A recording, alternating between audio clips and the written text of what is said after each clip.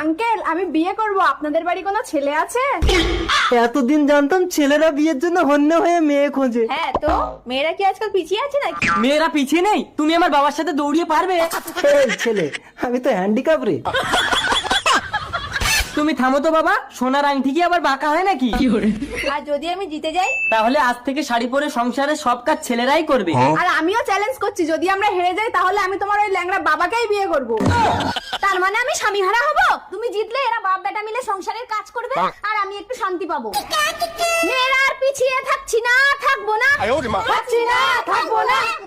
আচ্ছা ঠিক আছে, চলো দেখি কারা পিছিয়ে। अच्छा शॉट है ये।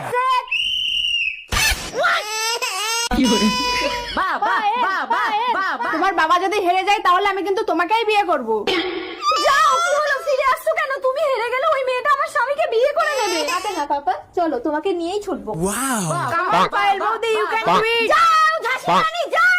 আমার বাবা জিতে গেছে, এবার আমার স্বামীর কি হবে? এই যে ম্যাডাম, আমার বাবা তো জিতে গেছে, এবার আমার বাবাকে বিয়ে করো। না রে খোকা, আমি জিতিনি। যে মা সন্তানের কান্না শুনে ছুটে গিয়ে সন্তানকে শান্ত করতে পারে, সেই তো আসল বিজয়িনী। আমরা জিতে গেছি, আমরা তো জিতে গেছি। এবার তুমি আমাকে বিয়েটা করো। তুমি ভালোবাসতে জানো তো? সেটা আমার পাড়ার ছেলেদের কাছে শুনে দেখবে। नारी को कमजोर